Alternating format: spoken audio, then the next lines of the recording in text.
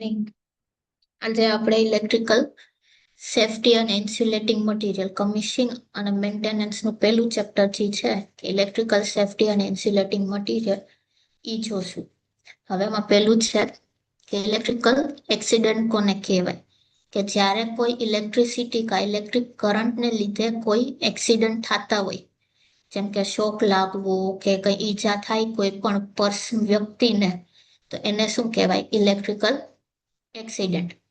Electric accident એટલે કે electric કરંટને કારણે કોઈ પણ ઘટના થાય, કોઈ વ્યક્તિ કે પર્સનને ઇન્જરી થાય કા કઈ નુકસાન થાય, તો એને ઇલેક્ટ્રિકલ સેફટી કહેવાય, ઇલેક્ટ્રિકલ એક્સિડન્ટ કહેવાય. હવે ઇલેક્ટ્રિક એક્સિડન્ટ કેમ થાય, શેના કારણે થાય? તો પેલું કે પાણીના કોન્ટેક્ટમાં આવ્યું હોય, લાઈક જેમ કે સીધો લાઈવ વાયર હોય પાણીના કોન્ટેક્ટમાં આવી પડે તો એના લીધે ઇલેક્ટ્રિક શોક લાગે. કા પછી કોઈ માણસ લાઈવ સિસ્ટમમાં કોઈ સેફટી લીધા વગર અથવા સેફટી ઇક્વિપમેન્ટ ને વાપર્યા વગર કામ કરતું હોય અને એને શોક લાગે તો એના લીધે ઇલેક્ટ્રિક એક્સિડન્ટ થાય. પેલું પાણીના સંપર્કમાં આવે એના માટે, કેમ કે પાણી કરંટનું કંડક્ટર છે, પાણીમાં શોક લાગે. બીજું લાઈવ સિસ્ટમ હોય, સેફટીનું ધ્યાન રાખ્યા વગર એમાં કામ કર્યું કોઈ પણ સિસ્ટમમાં, તો એના લીધે ઇલેક્ટ્રિક શોક થાય.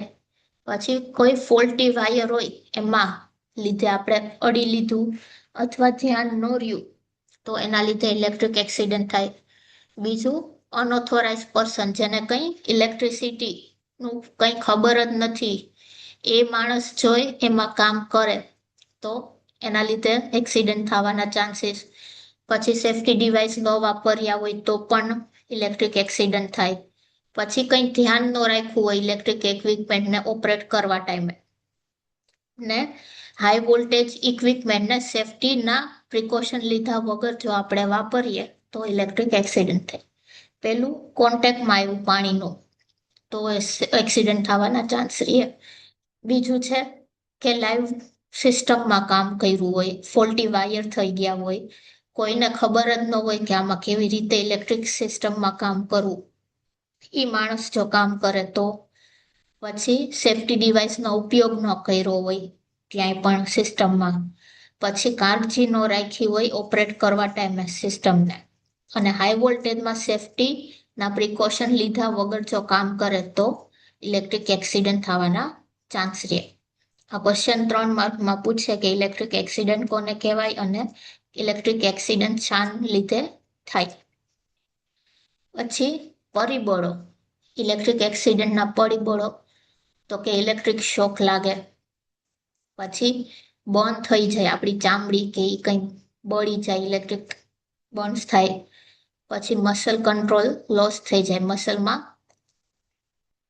જે કંટ્રોલ હોય આપણો એ લોસ થઈ જાય અને થર્મલ બંધ થાય. પેલું શું છે કે ઇલેક્ટ્રિક શોક લાગે, બીજું ઇલેક્ટ્રિક બર્ન થાય, પછી મસલમાં લોસ થઈ જાય અને થર્મલ બંધ થાય. હવે બીજું આવે છે કે ઇલેક્ટ્રિક સેફટી કોને કહેવાય, તો કે આપણે ઇલેક્ટ્રિસિટીના નિયમોનું પાલન કરી અને એની બધા સલામતીથી બધું કામ કરી ઇક્વિપમેન્ટ વાપરી તેને શું કહેવાય? Electric safety. તો કે વીજ સલામતી એ નિયમો, પ્રથાઓ, પ્રક્રિયા અને રક્ષણાત્મક પગલાંના સમૂહના ઉલ્લેખ કરે છે. હવે ઇલેક્ટ્રિક સેફટી ઇક્વિપમેન્ટ કયા છે? તો પેલું પીપીઈ, પર્સનલ પ્રોટેક્ટિવ ઇક્વિપમેન્ટ. પેલું આવે છે ઇલેક્ટ્રિક પર્સનલ પ્રોટેક્ટિવ ઇક્વિપમેન્ટ, તેમાં માથાનું રક્ષણ, હાથ, ટોપી, પડતી વસ્તુઓ અને આક્રમિક સંપર્ક સામે રક્ષણ આપે. હેડ પ્રોટેક્શન શું છે કે હાથ, ટોપીઓ, પડતી વસ્તુઓ અને આકર્ષિત સામે રક્ષણ આપે. પછી બીજું છે ફેસ અને આઈસનું પ્રોટેક્શન, તો કે સલામતી, ચશ્મા, ગ્લાસ અથવા એ બધું રાખવું. પછી હાથનું તો ઇલેક્ટ્રિક પ્રૂફ, શોક પ્રૂફ ગ્લવ્સ આવે છે, એ રાખવું. બોડીના પ્રોટેક્શન માટે ફ્લેમ રેઝિસ્ટન્સ અથવા આર્ક રેઝિસ્ટન્સ કપડાં ત્વચાને આડ ફેરવ બનાવી રક્ષણ આપે. ફ્લેમ રેઝિસ્ટન્સ અને આડ રેઝિસ્ટન્સ વાળા કપડાં પહેરવાના. બીજું ફૂટના પ્રોટેક્શન, ઇલેક્ટ્રિકના જે વેક્યુમ ફૂટ્સ આવે છે એ. હિયરિંગનું પ્રોટેક્શન અને આર્ક ફ્લેશ શૂટ. પેલું માથાનું પ્રોટેક્શન બીજું આવે છે આંખ અને મોઢાનું પ્રોટેક્શન, પછી હાથનું પ્રોટેક્શન, આખી બોડીનું પ્રોટેક્શન, ફૂટ પ્રોટેક્શન, પછી હિયરિંગ અને આર્ક ફ્લેશ શૂટ પ્રોટેક્શન. હવે ટૂલ્સ એન્ડ ડિટેક્શન ડિવાઇસ, તો કે insulated tools, screw drives, pain અને ઇન્સ્યુલેટ હાર્ડવેર વાળા રેન્જ. પછી વોલ્ટેજ ડિટેક્ટર, તો કે સર્કિટ ડીસી એનાલાઇઝર છે કે કેમ તે ચકાસવા માટે લાકડીઓ અથવા હેન્ડલોનો ઉપયોગ થશે. પેલું આવે છે insulator detection, voltage detection, multimeter અને લોટોની કીટ.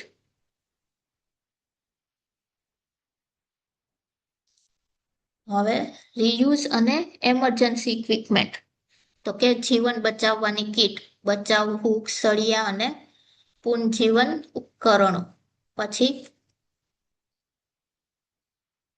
રીયુઝ હૂક, તો કે વિદ્યુત સંતોમાંથી કોઈને ખેંચવા માટે હૂક્સ જે હોય કોઈ પણ અમુક જે સતમાં વહી ગયું હોય તો એ. પછી ઇન્સ્યુલેટિંગ મેટ અને લેડર હોય છે અને ફાયર એક્સટિંગ્યુશર. ને સિસ્ટમ પ્રોટેક્શનની ડિવાઇસ માટે સર્કિટ બ્રેકર આવે છે, સર્ચ પ્રોટેક્શન ડિવાઇસ આવે છે, બીજા સેફ્ટી ગિયર્સ અને ટેપ્સ અને સાઇન્સ, વોર્નિંગ ટેપ્સ અને સાઇન્સ. એમરજન્સી ઇક્વિપમેન્ટમાં life saving kit, rescue hook, insulating mat અને ફાયર એક્સટિંગ્યુશર. અને સિસ્ટમ પ્રોટેક્શન માટે સર્કિટ બ્રેકર, સર્ચ પ્રોટેક્શન, બીજા સેફ્ટી ગિયર્સ અને વોર્નિંગ સાઇન્સ અને ટેપ્સ.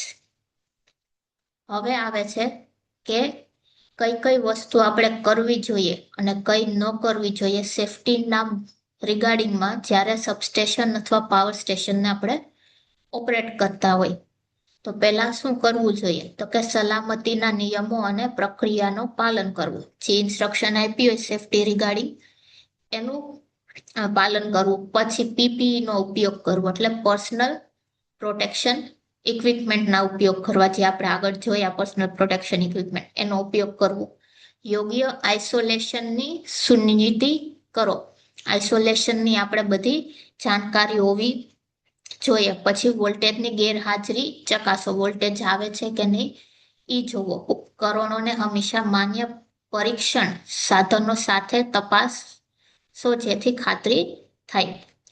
યોગ્ય અર્થિંગ છે કે નહીં એ જોવાનું, અંતર જાળવવાનું, સાઇડ બોર્ડ આપણે સરખા જોવાના, સ્વચ્છ અને સુખી રાખવાનું, વિસ્તારને સ્વચ્છ અને સુખો રાખવાનો.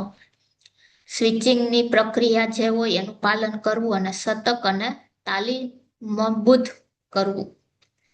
પેલું શું છે, તો કે જે સેફ્ટીના નિયમ હોય એનું પાલન કરવું. બીજું પર્સનલ ઇક્વિપમેન્ટ આપણે રાખવાના, આઇસોલેશન જોવાનું સરખું છે કે નહીં, વોલ્ટેજ છે કે નહીં એ જોવાનું, અર્થિંગ યોગ્ય છે કે નહીં,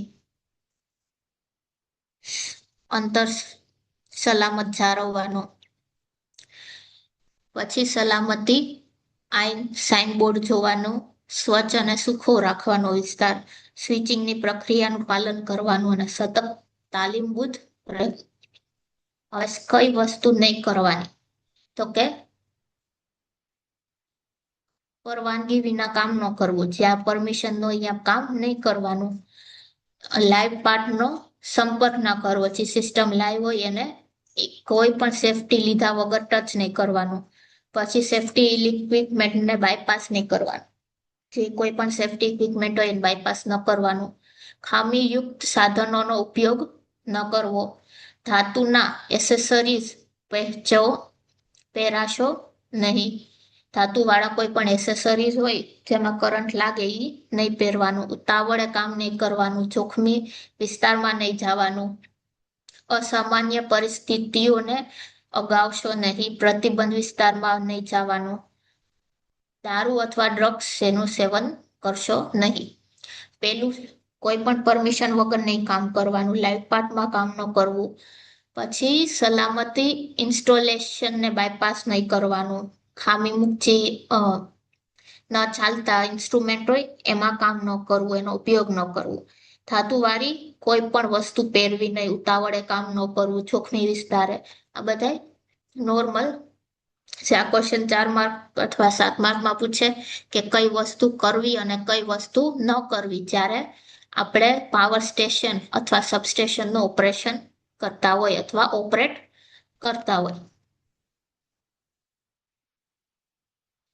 હવે છે કે ઇલેક્ટ્રિક સેફટીનો ઇમ્પોર્ટન્સ શું છે. તો પહેલું શું છે કે આપણે માણસની જિંદગીનું પ્રોટેક્શન થાય, આપણે પ્રોટેક્ટ કરે. ઇલેક્ટ્રિક ફાયર કે કંઈ થતું હોય તો એમાં રોકે. ઇલેક્ટ્રિક ઇક્વિપમેન્ટને પ્રોટેક્ટ કરે.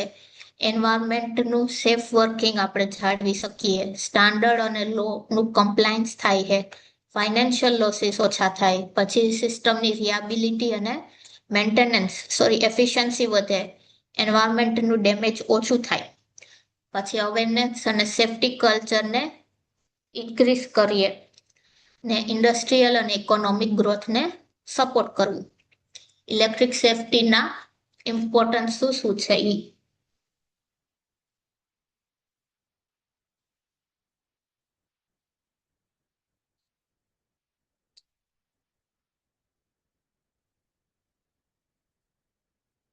તો કે હ્યુમન લાઈફ હોય એટલે માણસની જીવનનું રક્ષણ થાય. ઇલેક્ટ્રિક ફાયરમાંથી પ્રિવેન્શન મળે, આપણે પ્રોટેક્ટ કરી શકીએ. પછી ઇલેક્ટ્રિક ઇક્વિપમેન્ટને રક્ષણ આપીએ.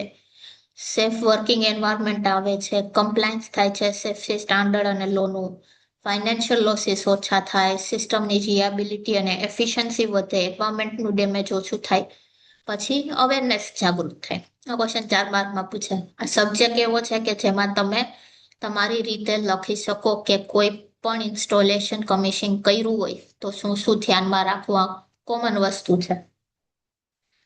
હવે શું છે કે electrical safety in industry at time of operation, control અને મેન્ટેનન્સ. ઓપરેશન વાળું તો જોઈ લીધું કે ઓપરેશન કરવા ટાઈમે આપણે કઈ કઈ વસ્તુ ધ્યાનમાં રાખવાની. તો કે જે કોઈ અનઓથોરાઇઝ પર્સન હોય એને નહીં જવા દેવાનું. અર્થિંગ સરખી હોવી જોઈએ. પ્રોટેક્ટિંગ ડિવાઇસનો ઉપયોગ કરવાનો. સેફટી સાઇનબોર્ડને ધ્યાનમાં રાખવાનું. સેફ ડિસ્ટન્સ રાખવાનું. અને એ બધું ધ્યાન પહેલાનો ક્વેશ્ચન જોયો. હવે કે કંટ્રોલ ટાઈમે કઈ કઈ વસ્તુ ધ્યાન રાખવાની. તો કે સ્ટાન્ડર્ડ ઓપરેટિંગ જે આપેલી હોય, આપણે કોઈ પણ ઇક્વિપમેન્ટ લઈએ એની ઉપર સ્ટાન્ડર્ડ ઓપરેટિંગની પ્રોસેસ આપી હોય એ જ ફોલો કરવાની. પછી ઇન્ટરલોકિંગ સિસ્ટમનું ધ્યાન રાખવાનું. ખોટી ઇન્ટરલોકિંગ આપણે ન થઈ જાય. કંટ્રોલ પેનલનું જ યુઝ કરવાનું. Insulated operating tool વાપરવાના.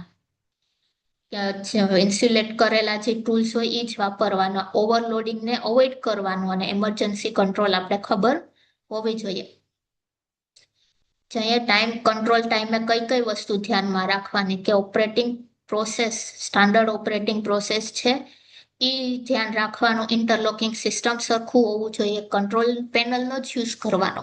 Insulated operating tool વાપરવાનું. ઓવરલોડિંગ ના થાય એ ધ્યાન રાખવાનું અને એમરજન્સી કંટ્રોલ આપણે ખબર હોવી જોઈએ. પછી safety major in time of maintenance. Maintenance ટાઈમે કઈ કઈ વસ્તુ ધ્યાનમાં રાખવાની. તો કે વીજ પુરવઠો અલગ કરવો. વીજ પુરવઠો અલગ કરવાનું. લોટો સિસ્ટમ વાપરવાની. ઝીરો વોલ્ટેજ માટે પરીક્ષણ કરવાનું કે ઝીરો વોલ્ટેજ છે કે નહીં પહેલા જોવાનું. પછી પર્સનલ ઇક્વિપમેન્ટ નો ઉપયોગ કરવાનો. ઇન્સ્યુલેશન અને યોગ્ય સાધનનો ઉપયોગ કરવાનો. સંગઠિત ઉર્જા ડિસ્ચાર્જ કરો. કામ ચાલક અર્થિંગ છે કે નહીં એ જોવો અને કામ કરવાની પરવાનગી સિસ્ટમ અલાઇવ પાર્ટમાં કામ નહીં કરવાનું. હવે એવી જ રીતે કેમાં શું આપણે ઇગ્નોર નથી કરવાનું. તો કે હ્યુમન ઇન્જરીસ અને લોસ ઓફ લાઈફ એને ઇગ્નોર નહીં કરવાનું. ઇલેક્ટ્રિક ફાયર અને એક્સપ્લોઝનને ઇગ્નોર જવા નથી જતું નથી દેવાનું. પછી ઇક્વિપમેન્ટ કે મશીન ડેમેજ થઈ હોય તો એનો નુકસાન જવા નથી દેવાનો. લોસ અને ડાઉન ટાઈમ જોવાનું. ફાઇનાન્શિયલ લોસ જોવાનું. લીગલ અને રેગ્યુલેટરી એક્શન જોવાનું.